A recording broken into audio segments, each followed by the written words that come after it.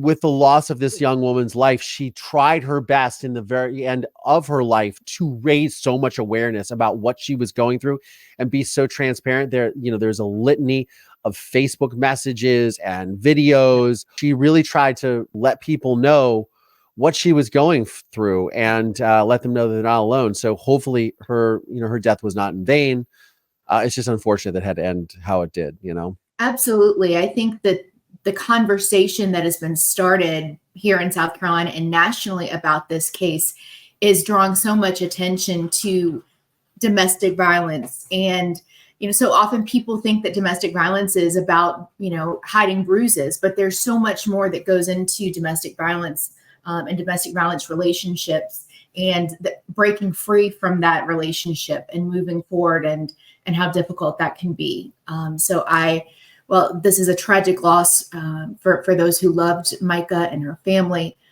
This certainly is something that I think is already bringing much needed attention and awareness to an incredibly important issue. Walk away. I'll show you the pictures.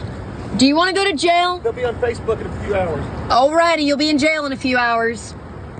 Walk away. She's found this tracker. She's found this razor blade. She's there going to get her tire fixed.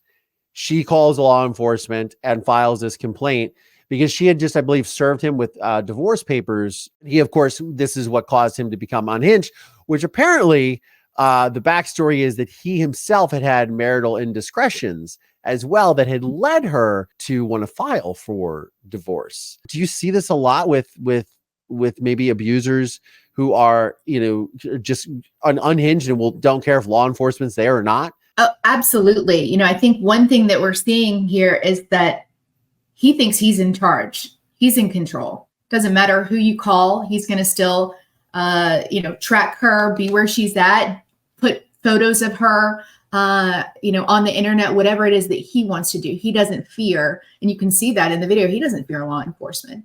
And that's a very common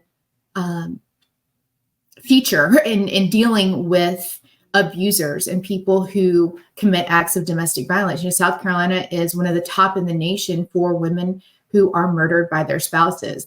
We have a terrible history of domestic violence being a huge, huge issue in South Carolina. And to see that he, doesn't care, shows up, law enforcement doesn't matter to him, that's unfortunately very common. And I'm an attorney. I'm not a therapist. I'm not a psychiatrist, but he certainly is portraying a lot of the personality traits that are very concerning when dealing with abusers and people who tend to abuse others through their power, control, even in religious settings as well. Really some questionable traits there. Absolutely. And I saw this a lot in my own personal life with my father, which ended up in the tragedy of my mother being murdered. But, I say on this program all the time, I'm not a psychologist. I'm not a lawyer. I'm not in law enforcement. I'm just a guy who's been through a lot of shit. So, I think we can recognize it as like you have plenty of experience to assess this and go, you know what? I don't think that I think this behavior is controlling and manipulative. And whether you want to call it narcissism, whether you want to call it psychopathy, right, something worse, he just doesn't care. He needs to be in control all of the time. Right. And as we're going to get into these text messages here in a second, you can see that. And just the threats. And even when he's threatened with law enforcement, the cops are coming. I don't care. Bring it. Blah, blah, blah. You know what I mean? This is my new cell. I will not be giving this out to everyone. Please don't share it. You can always call the church, etc., etc. Can you please have Mica call me, or Charlotte, which I'm assuming is her sister?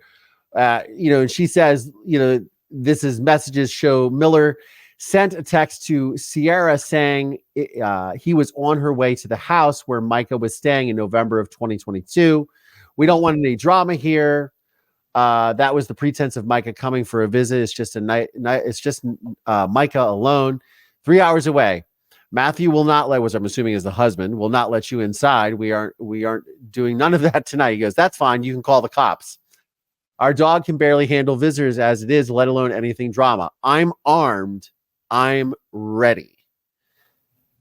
Again, and you said you say how South Carolina leads the nation in spousal murders.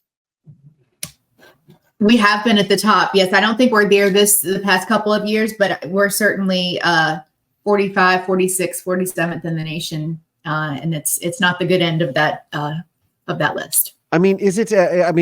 Here he is threatening. I'm armed and ready. I at least in California, I would be arrested before they'd be tracking me. There would be an all points bulletin out for me if I was to send something like that. Is this just common? Is this common in South Carolina in a way with well, I can carry a gun. I'll do whatever I want.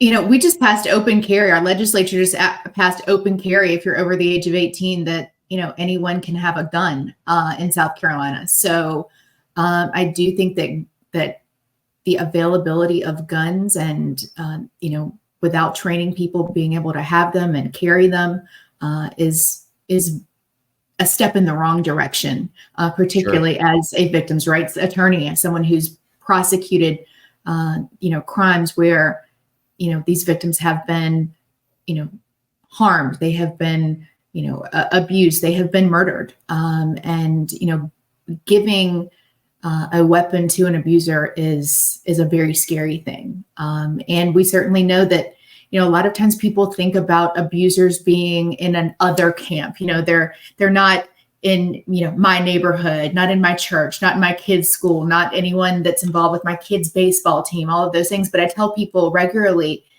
domestic violence and coercive control, emotional abuse, financial abuse, those things happen everywhere. There's not a neighborhood, demographic, group of people, educational status that it does not affect. It's everywhere.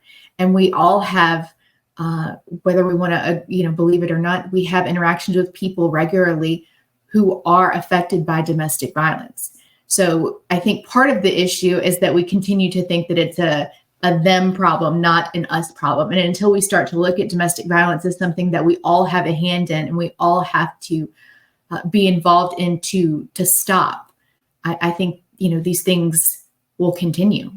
So, again, I'm armed, I'm ready. That's incredibly bizarre, threatening.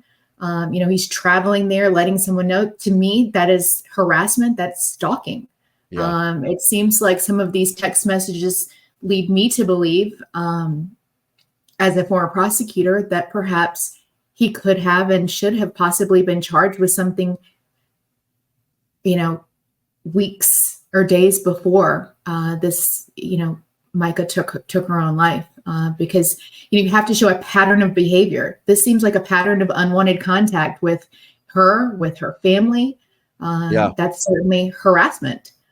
So it's troubling. Now we're looking back and seeing this and looking at where, what the result of not acting on this, what has happened, and Mica losing her life.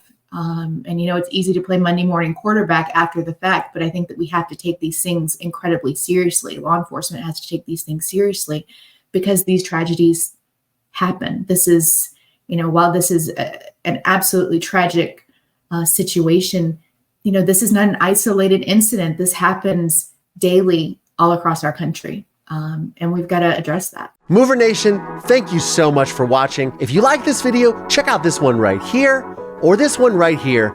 And don't forget to like and subscribe because it helps with the algorithm. On that note, I'm Collier Landry. I'll see you on the next one.